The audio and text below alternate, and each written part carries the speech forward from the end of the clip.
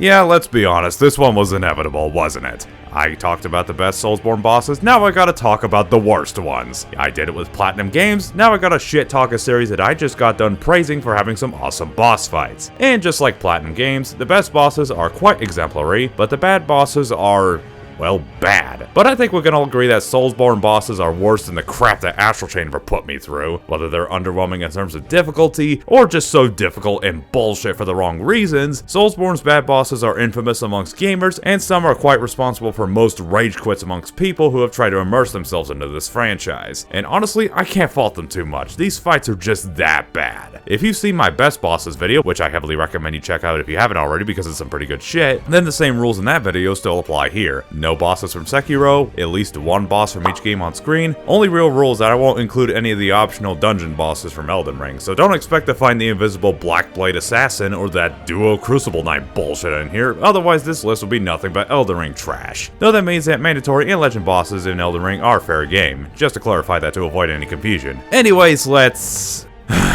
get this shit over with.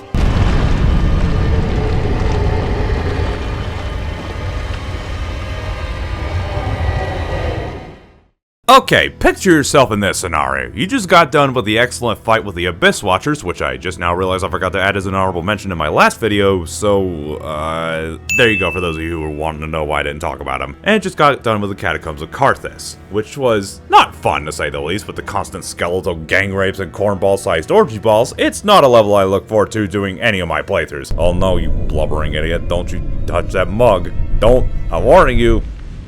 What did I fucking tell you, you goddamn idiot? You pick up the item. Ah! It's a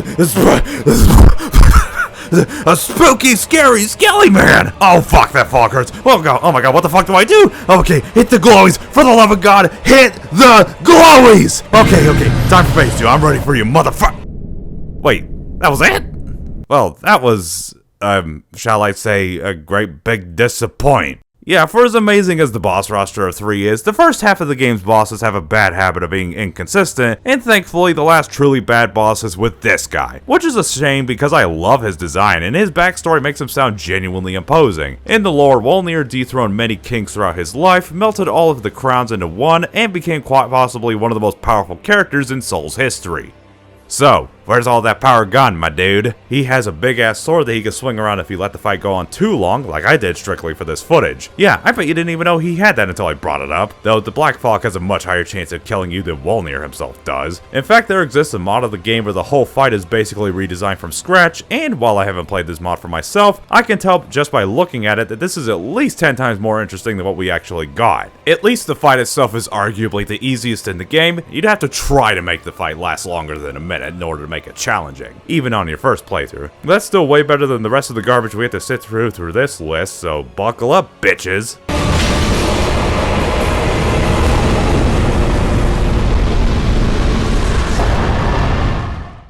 I don't know how contentious this pick is gonna be, but in my most recent playthrough, I realized how much I hate the fight against Gravelord Nito. What's especially neato about this boss fight, I had to get that pun out of my system, not sorry, is that he comes at the tail end of quite possibly the most annoying area in the game, with those giant skeleton dogs or whatever the hell those are supposed to be, pinwheel clones, pitch black darkness that requires you to use up an accessory slot for the sunlight magnet or skull lantern, and the fact that you have to take a fall that forces you to lose a third of your health every time without fail. That's fucking fun, isn't it? And if you die, which you probably will, you have to do a big chunk of that all over again. Just had to mention that dumbass walk back to set this boss fight up. The fight itself will probably start by you getting reamed up the ass by his sword that he attacks with off screen because fuck you. And if that doesn't kill you, then his group of asshole skeletons will more than happily do the pleasure for him. And don't think that killing him will get rid of them for good. These guys are here to party, and not even spiking the punch will get them to fuck off like you so desperately want them to. The only other thing you have to deal with is Nito's dark AoE that will deal a ton of damage, but will also kill any skeletons that are within a blast radius for a few seconds, which is thankfully the only silver lining to this bullshit gang rape, otherwise I'd hate this fight so much more. Besides that, he's slow as shit, and he has predictable sword swings that aren't too bad, and a command grab that's just fucking bullshit, but still pretty easy to avoid sometimes. But I prefer my bosses to be tests of skill instead of tests of patience, which is one of the running themes of this list, by the way. And speaking of tests of patience,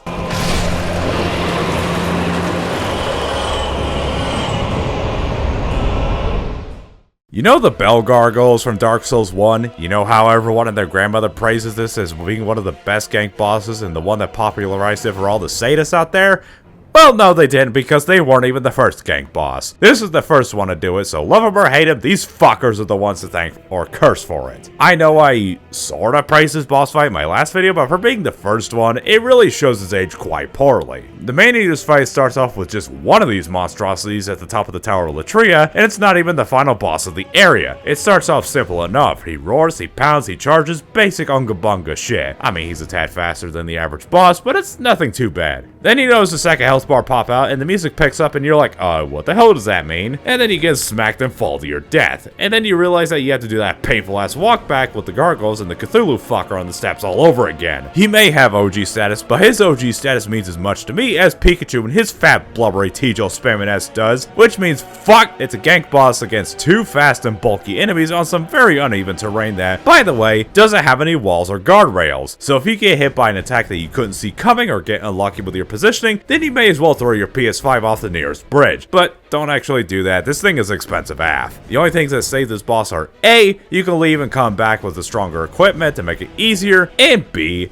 the remake's dogshit AI. You may be fighting two dudes, but that doesn't mean too much as the AI shits the bed more than you do. You know who you are, you snivering wimp. Like for instance, I killed one of them in this playthrough, and I caught the other one in this nearly endless loop of jumping off the stage and flying off into the background repeatedly for 3 minutes straight without anything else happening. I mean, I got a laugh out of that to be sure, but that's not really winning any points to me when it comes to the other shit that I had to go through just to beat these bastards. And oh, and since we're on the topic of Demon Souls,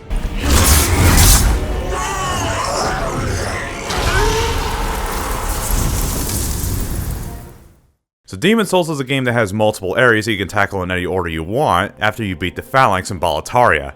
Think Mega Man X except medieval and has no mercy for your balls. And many of the bosses in the game can either be as easy or as hard as you want depending on when you go first. Like the Leechmonger for example. This dude can either be the biggest pain in the ass possible or be the easiest fight in the game by a significant margin. I usually tackle the mines first as its rewards are worth it for the early game. The only downside is the first boss, the armored spider, and fuck this fight. Fuck this fight so hard. Yeah, I probably do this to myself, so I definitely deserve to suffer, but you're not gonna know the best path to go on your first run, and oh boy did I regret buying a PS5 just for this game. The arena is just this long path with nowhere to hide. He spits this white shit at you from straight out of his new spider dick and spams fireballs at you like a bitch. And when you get up close, he loves to swipe his claws at you and slam his entire body on the ground. That is only avoidable if your dodge rolls are on point. Of course, that's all annoying, but after a while, he rears up to blast fire at you that can only be avoided by either specific shield timings or by running all the way back down the tunnel at the beginning and starting over from square one. I've never died to this thing before during the 3 times I fought him, but this fight just takes forever.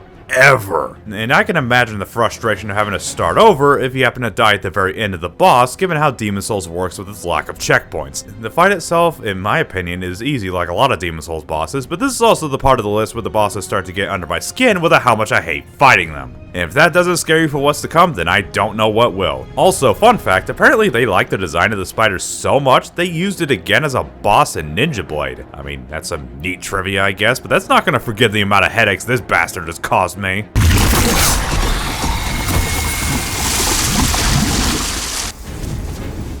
You know what's worse than a boss that's a test of patience, or a gank boss that's also a test of patience? How about a multi-enemy boss that's more of a test of luck? A test of luck in a Souls game. Why does that sound like a recipe for disaster? There's little that can prepare you for this without hindsight, as the first thing to greet you is a pair of those annoying dogs you've been fighting, and you know a fight is gonna suck when you can potentially get stun locked and die in the first 3 seconds of a fight. It happened to me, and it's most likely happened to everyone else at some point. And the only way to get past it is to pray to Lady Luck that you can avoid the dogs in time and not get smacked by the demon. Or you could just be a cheap bitch and just chuck firebombs above the arena door over and over. Also, does it help that you have to fight all 3 of these enemies in the most cramped environment of all time, where getting stun locked is easier than ever because Miyazaki's sadism knows no bounds. And the worst thing is, besides the luck bullshit, when the dogs are dead, the fight is piss easy. The demon himself is slow, predictable, has 10 years of landing lag if you bait him to jump off the stairs after you. The demon itself is so unremarkable in its execution that the way Sunburn Albino described him doesn't do it enough justice. Basically, he says the Capra demon is a guy with a small penis, and the dogs are his overpriced car. And on top of that, there's about 5 more Capra demons later in the game after killing the ceaseless discharge. To be just a tiny bit fair, the Capra demon is technically optional, but that's only if you know in hindsight where to go and how you can skip the depths entirely. Unless you're speedrunning, that's not really the best option.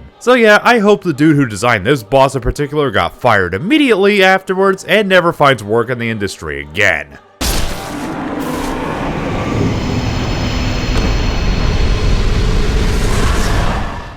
First boss fight from Bloodborne, and while I still stand by the bosses being somewhat good, thankfully there aren't too many bosses that get on my nerves too much. But the one mandatory boss fight in this game that I find to be the most agonizing is Mikolash, one of the game's penultimate boss fights. But even calling this motherfucking bitch a boss is kinda stretching it. You remember the Hermes fight from God of War 3, where he just runs away like a bitch and taunts you the entire time? Well, Mikolash is like that, but 10 times worse. Unlike the Hermes battle, which is just a linear level with the occasional enemy and slaughtered civilians, you fucking asshole. This dude hangs out in a maze with these puppet-like enemies that are very bad at being a threat. You can just ignore most of the enemies and just bolt towards Mikolash, where upon being hit, he just fucks off to another area, forcing you to search every nook and cranny just to find him again, and god, it's so annoying. All the while, you're forced to listen to his ramblings about costs and, I guess, doing his impression of a pregnant harp seal.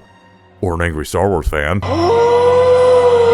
Once you do locate him and fight one-on-one, it's honestly pretty easy. He has a couple of magic spells that hit decently hard but aren't too difficult to deal with. And of course, he has the average intelligence of an elite Smash Ganondorf player. But unfortunately, it doesn't last too long since he'll just run away like a bitch, forcing you to do it all over again. But thankfully, the second brawl is the last one, and he'll stay there until one of you falls to the floor. I don't know if this really counts as a good thing, but you can always throw poison knives from an alcove above him and watch him slowly die with the results only dumb people will find amusing. I'm dumb, and this amuses me, so I get to say that. But real talk, as much as we all love Bloodborne, there are some things that keep it from being a flawless 10 out of 10. And shit like this knocks it down to a 9.2. Still pretty good, but it's such a slog. And especially since this guy comes almost immediately after those damn spiders in the hall. But thankfully the rest of the fights in this game after him are way better, so it's pretty much worth it.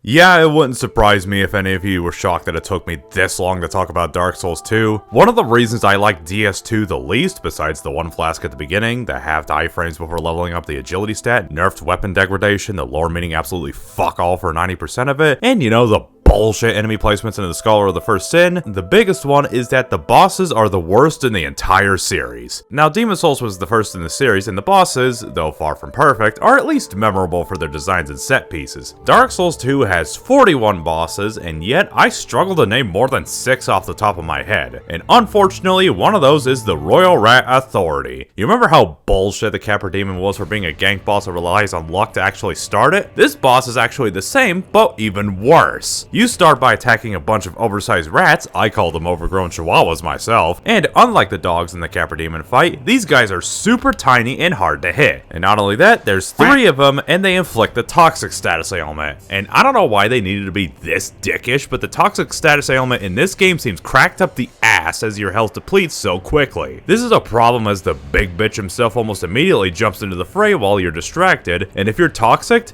you're fucked. Sucks to be you, bitch. Time to start that shit over. I know we made the hitbox on those yapping crap machines smaller than a sack of peas, but we don't care. Thanks for the money, asshole. And just like the Capra Demon, the danger level of the boss himself isn't anywhere near as bad as the rats themselves. I mean, to be fair, he is a decent bit harder than the Capra Demon, and the arena isn't as big as a kiddie pool this time. He's big with attacks that aren't too demanding to dodge, but you'd think that the fight would at least not be so insulting after that shit I had to go through just to get here. The only thing thing saving it from a higher placement is that this fight is entirely optional. You don't have to fight it, you know, unless you're like me and you want to kill every boss, or if you're trying to go for the platinum trophy. Also, I don't know when I'll get the chance to say this, so now we'll have to do. In my second playthrough for footage collecting, I noticed that the area he resides in glitched up where none of the enemies would move an inch and just ignore me completely like I bugged the game out or something. I mean, this area is pretty annoying as is, so I'm not going to complain. And another thing I noticed is that when he's close to death, he becomes so weak that his only 2 attacks are a lethargic bite and reenacting myself whenever I played Sonic Forces for the first time. I never noticed that before.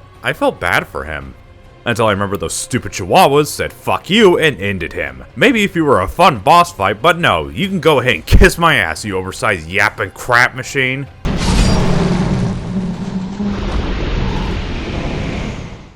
Now, to be fair to the boss fights in Dark Souls 2, the DLC bosses are pretty good. Well, 6 of them are good.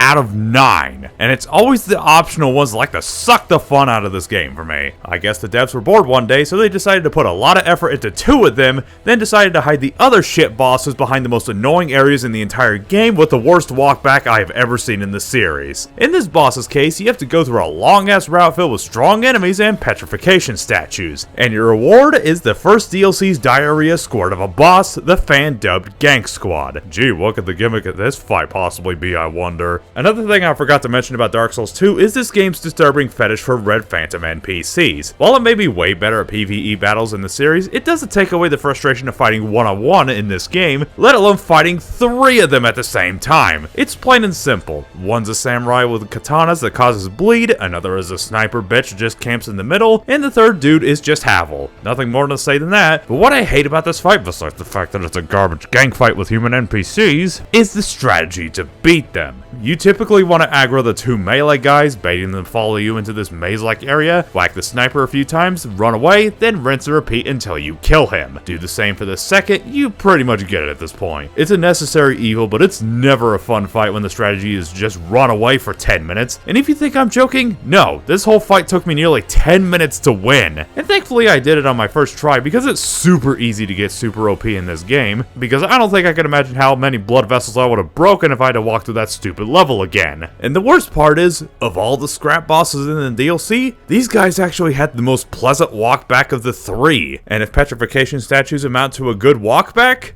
then you should be scared of what the other ones are like.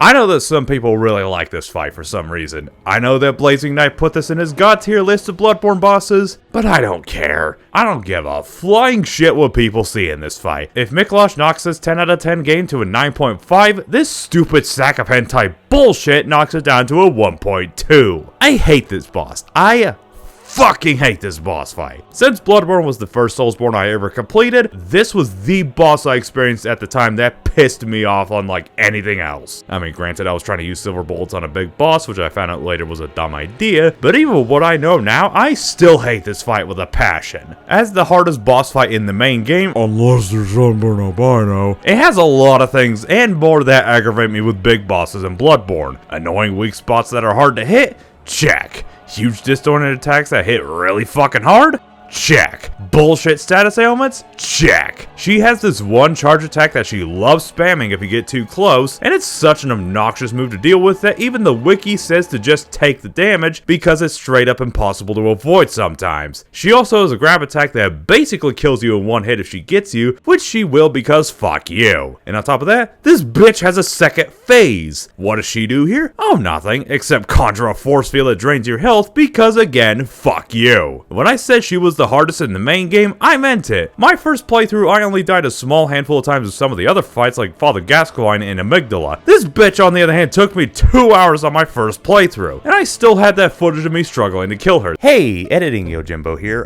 Turns out I don't have that footage of me struggling against Eprietas for like 2 hours. I had that footage on a hard drive somewhere, and I can't find that damn thing anywhere, so you'll just have to take my word for it, but nonetheless, it doesn't change my opinion. This fight still sucks dick. And not a single late game boss afterward lords gave me nearly as much shit as her until the Old Hunters DLC. But at least those fights are way more enjoyable and way better designed. The only nice things I can say about her in her defense are A, the music is quite nice, I suppose. B, she is optional, so is that, I guess. And C, she does have some pretty good lore that adds a lot to the backstory of Bloodborne. But obviously, good lore and music are not enough to save you in my book if everything else is so pathetic and bad.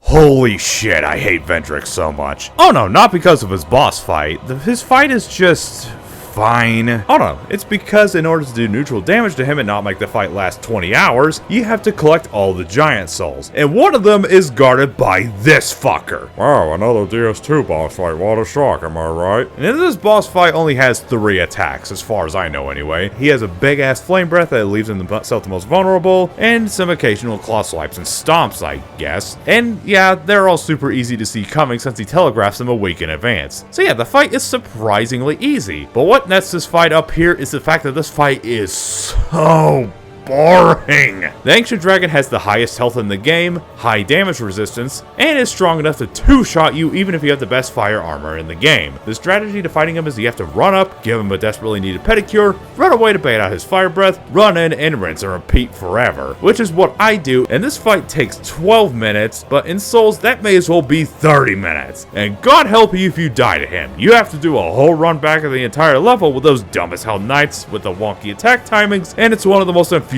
walkbacks in the entire series. Of course, if you're familiar with this game, you already know why he didn't quite make the top 5, because for as much as I fucking hate this fight, Vendrick is optional, and as a result, the Ancient Dragon is optional. Thank God, am I right? Though, to be fair, you pretty much have to go out of your way to piss this boss fight off and force a battle out of him, since you have to talk to him to progress the story. But that doesn't mean I still can't hate how much shit I have to go through just to get the last giant soul. I have to go through a tank boss just to make a tank boss not tanky. That's some backwards logic if I've ever heard any Miyazaki.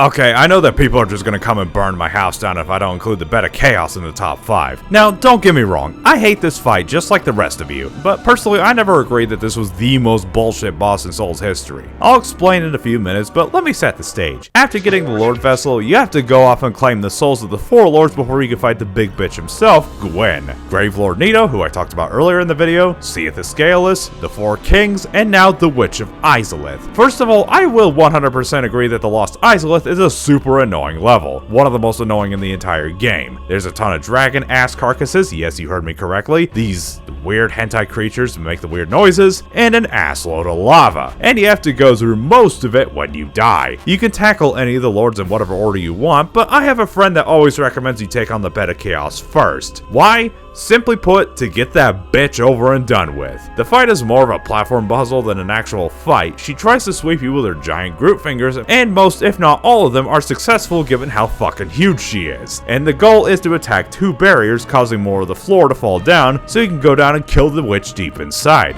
Are you starting to see the problem yet? With each barrier destroyed, she gets a new appendage that she violently slings across the arena, and one sweep hurts like a motherfucker, assuming it doesn't smack you down a bottomless pit. Now yes, I do see why people hate this fight. Insta-death bullshit, wonky platform physics that lead to even more bullshit, and more attacks that lead to, you guessed it, more bullshit. However, the reason I don't hate it as much as other people is because, and a lot of people seem to keep forgetting this fact, is that the game saves your progress after you die. When you take out one of the barriers, that barrier is down for good. This is the only fight in the series to do something like this, meaning that you don't have to destroy both barriers and kill the witch in one go. I would 100% agree with the entire fanbase if you had to do that. Hell, she'd be #1 easily, and Dark Souls would be a lot less popular if that were the case. So that's why I don't find her to be as bad as everyone else. Maybe think about that next time you make a worst to best list like this, alrighty?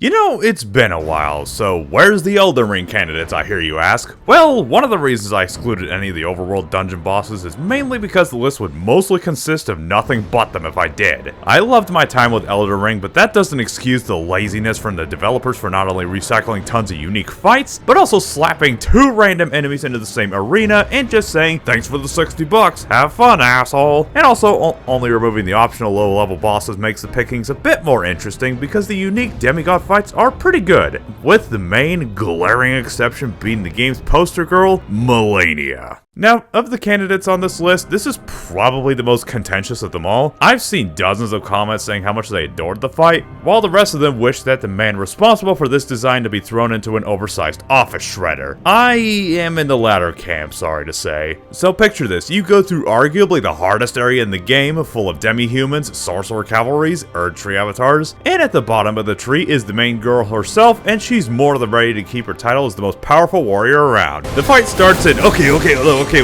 my god! Okay, well that was a shit first attempt, but I'm a stubborn, rebellious bitch, so she's stuck with me for the long haul. Lots of combos that, okay, would you please stop swinging, you dumb bitch? She can also heal by attacking, but you can learn what she has going on and do a no-hit run easy. Alright, 30% health down, let's go, baby! Okay, she's raising her sword up, what's she gonna...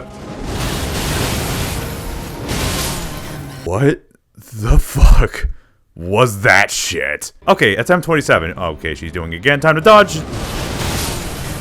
Okay, maybe they need to dodge in a specific direction. Next attempt. Fucking hell, what do you do? Next attempt.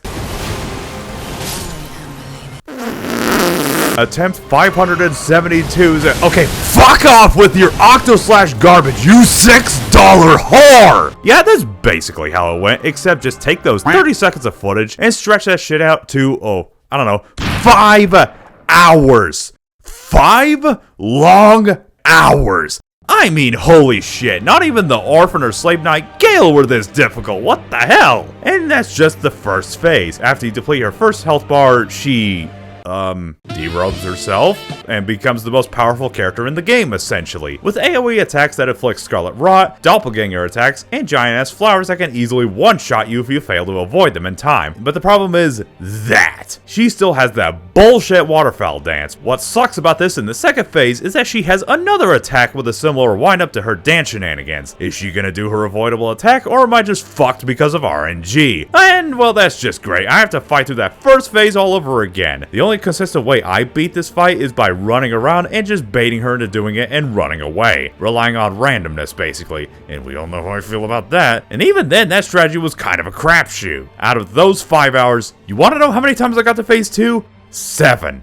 7 times. That's just fucking ludicrous. I got to the Orphan second phase way more than 7, and it took me less time than Melania did. Now, before you type out in the comments down below calling me a bitch or whatever, I know that people have discovered several methods to make the fight easier, like with Bloodhound Step, shields with a specific skill that tank the waterfowl dance, or just throwing shit at her. I know all that, but honestly, I don't care. I've beaten every other boss in Elden Ring with basically the same build the entire game. Not a single one ever forced me to change my build and use a shield up until this point. And I don't give a shit if using a specific weapon allows me to beat it. That's a negative in my book if a boss forces me to use a completely different build. I'm only putting her at number 4 because as much as I hate the lifesteal and waterfowl dance, everything else about this fight honestly is amazing. The music is great. The design of the second phase, the environment, the lore, the thrill of the fight is all amazing until that stupid Sephiroth copyright infringement bullshit comes out to pee in your cornflakes again. If I had to make a top 3 most disappointing bosses list in general, I'd put Melania in my top 3 easy. Honestly, if it wasn't for the waterfowl dance, I would not be complaining about this boss fight at all. Jasper Bat Jr. was the poster child for wasted potential for over a decade, but I can tell you this, OG Countdown artist, his crown has finally been taken.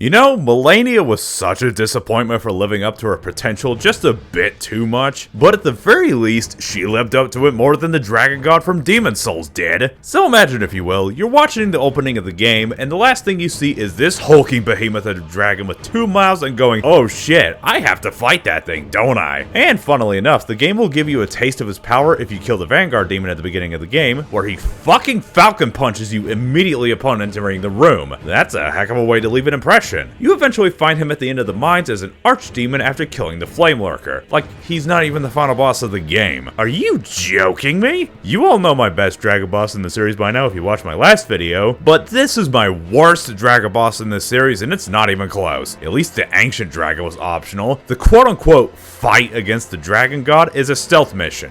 A stealth mission in a Souls game. And this was 10 years before Sekiro, by the way, and in case it wasn't obvious, it fucking sucks. You have to hide behind pillars to prevent a super lethal Falcon Punch that will one-shot you without fail if you get caught. Sounds simple enough, but you have to attack some debris to get it out of your way, which is a surefire way to get utterly destroyed. Also, I don't know if I'm just stupid or if the game is stupid, but the Dragon God just sometimes decides he has X-ray vision and can detect you even if you're behind cover and will proceed to one-shot you. That's bullshit. It isn't even any better in the remake because janky nonsense was all part of the design. And the way you kill him is by shooting giant harpoons into his shoulders because, first Dragon Boss of the series, we don't want to make things seem unfair now, do we? The path to the second one honestly feels easier, but you're still liable to get killed because of his phantom vision, forcing you to start over if/when you die. It's like the bed of chaos if you had to do everything in one go. Thankfully, he's one of the game's archdemons, which means you have a bonfire right before the boss, so thankfully you don't have to go through an obnoxious 10-minute long walk back just to immediately die to bullshit again. Now, I would not have finished this game if that were the case.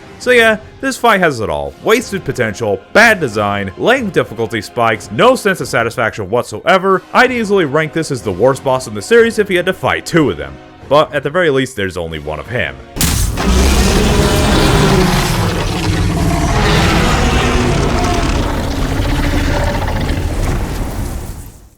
Well, shitty transitions aside, it's back to Dark Souls 2, unsurprisingly, and this right here is my pick for the absolute worst fight in the Souls trilogy by a goddamn mile. In the DLC, the first mandatory boss of Ilium Lois is a giant frost tiger. It's a tough but fair test of skill that will leave you hungry for more due to how fun of an encounter it was. Well, how would you feel if I told you that the third DLC boss of the third pack is 2 ice tigers at the same time? That's exactly what they did here, and it boggles the mind as to why they thought that was a good idea. It's a tradition in Dark Souls 2 to have 2 good bosses in each DLC pack, then just fart out a third one with absolutely zero thought put into it and make players regret ever buying the PS4 version. First, I have to talk about the area these 2 inhabit because, like the Gang Squad, it's very important. The Frozen Outskirts is hands down the worst area in Souls history. Now, to some of you that sounds like utter blasphemy, but just bear with me for a second and you'll see what I mean. It's a giant snowfield with the occasional blizzard to obscure your vision. No enemies in sight either, so how is this bad? Oh, just wait until these annoying fuckers show up. These guys just show up out of nowhere during a blizzard without fail, and god do they suck the fun out of this game. What little there is anyway. As they're fast, they spam electrical attacks, and have charge attacks that are super hard to dodge. And no, you can't just run away from them or else even more of them will show up and gang rape you like a bunch of mall Santas in a back alley. Thus, you have to wait the blizzard out. Each run through this stupid area takes about 5 minutes because of these annoying pieces of shit. And I say each run for a reason. The icing on the cake for the Frozen Outskirts, this area has no bonfires. So if you die, no, when you die, you have to slide down the coffin, sit through a long ass loading screen, and then go through Rudolph the Red-Nosed Reindeer's PTSD nightmare all over again. And what's your reward for getting through that frozen hell? Oh, I don't know, it's just another ice tiger. It's basically the same as Ava until you do enough damage to it, where the second one from the background just shows up and decides to ruin everything. And unless you killed the first one before that, then good friggin' luck trying to win this fight. Not only is this a gank boss with an enemy that wasn't designed to work as a gank boss, but the arena wasn't designed for it either. And there are no pillars or any other obstacles to break up aggro, literally none of that. The only thing saving you in this boss fight is your saint-like patience and godly dodging skills. Or, you know, you could just summon the 3 phantoms at the beginning of the area. Or else, sorry to say that you just died, now go get butt-fucked by thunder unicorns, you masturbating masochist you. Thankfully, the worst that the second one can do after the first one is dead instead, if you manage to do that, is pull out a regen effect that lasts a few seconds, making the fight take slightly longer, but try not to let your nerves get the best of you or else go through the acid party of icicle pegging zebras again. I don't know what they were thinking with this boss fight. This fight just sucks balls. I was more than ready to rank this fight as the worst gank boss in the series, my worst fight in Souls history, and the most bullshit fight in Souls history. But one, this fight is completely optional even inside the DLC. 2, you can potentially kill the first one before the second jumps onto the field because of how easy it is to go OP in Dark Souls 2. And 3, they showed up.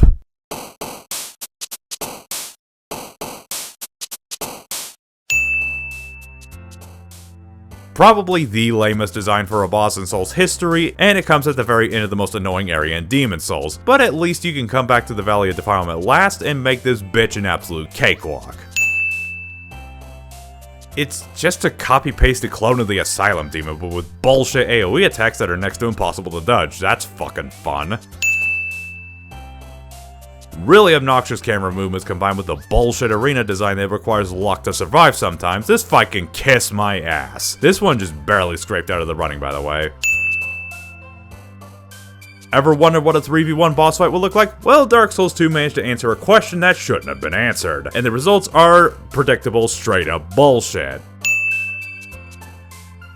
Cool character, cool concept, great lore, but it is not worth the trouble for how disappointingly easy and forgettable this fight is.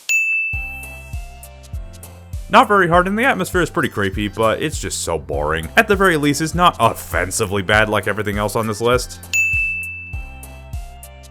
It's just the Cleric Beast on fire, except 10 times worse because he deals too much damage because bullshit and takes way too much damage because bullshit. The only good thing is that he may have my favorite music in the entire game. I'm dead serious. For being the penultimate boss before Slave Knight Gale, this fight is super lame. No wonder they made a mod replacing this boss with a clone of Pontiff Sullivan.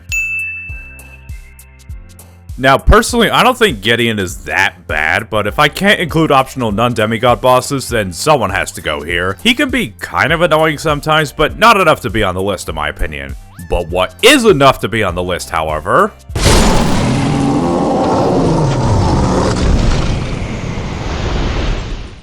Elden Ring is an amazing game with a few questionable choices thrown into it. It has close to 200 bosses of varying difficulty and quality, with most of them in the optional tombs and shit. I haven't fought all of them, and that's one of the reasons I opted to avoid the optional tomb bosses, or else this list will be full of them. Like for instance, there's a boss where you have to fight 2 Crystallians. Sounds bad, right? Well, how about 2 Erdtree guard dogs, or 2 Erdtree avatars, or god forbid 2 Crucible Knights because why the fuck not? Or how about 2 fucking gargoyles? Again, except they're 10 times stronger than the ones in the first game. That's fucking stupid. Though that's just a small portion of the crap you can fight in this game, and I say can because you don't have to fight a single gank boss in the entire game, with one very obvious exception. Now, I'm just gonna go ahead and say it. After I said main bosses in Elden Ring, I bet you all thought, oh, he's including the Godskin duo, isn't he? And the answer is, yeah.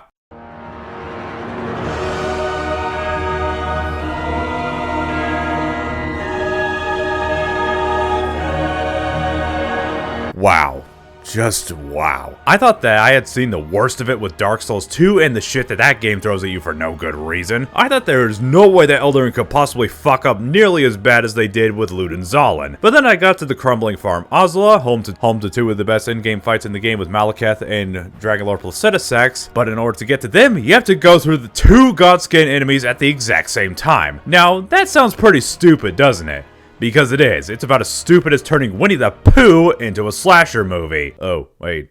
They're doing that, aren't they? Now that's pretty stupid, but for now, let's go ahead and dissect these Godskin enemies individually. The Godskin Apostle is a stretchy fucker with his twirly stick that does a ton of damage and fireballs that deal damage over time. And he has a rage state that makes him even harder to fight by letting him stretch his body to ridiculous proportions and do even more spinny bullshit. These dudes are some of my least favorite random bosses in the game because of how slippery they can be. And then there's the Noble, who I low-key prefer fighting than the Apostles. He's a massive chunky lanky chunk fuck that would make even Smoke go, hey, looks like someone needs to hit the treadmill now, am I right? And sadly, he is not slow, despite what you think given his gross-ass appearance. His attacks are surprisingly fast for a fat guy. They deal a ton of damage, his combos last forever, and his rage form lets him turn into an oversized potato that'll turn you into a tarnished flapjack in seconds. Now, I don't like fighting either of these enemies because of all that stuff, but imagine having to fight both of them at the same time. What? That sounds unbelievably stupid? Well, my esteemed viewer, I gracefully respond by saying, no fucking shit. There was one instance where you had to fight one of each, but that one was back to back as opposed to the same time, and it was completely optional. But here, you have to fight two of the hardest bosses you can find in the overworld at the exact same time. One of the things that makes most gank bosses balanced is the fact that there are usually things in the environment that break aggro, or they're tweaked to deal less damage and take more as a trade-off. Well, in this fight, they